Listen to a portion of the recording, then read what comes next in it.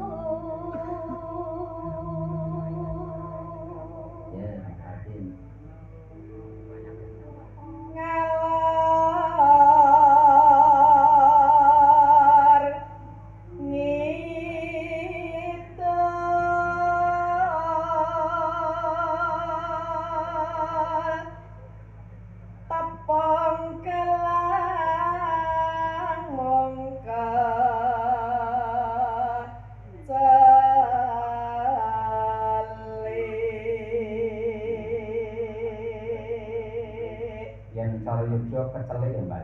Kenapa?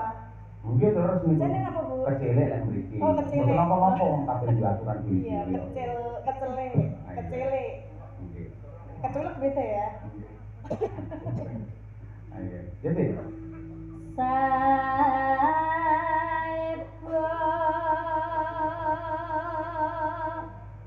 bunga rasa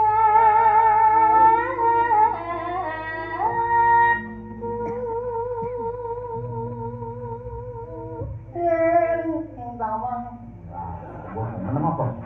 Engko melek lho, iso meneng apa ora. Melek.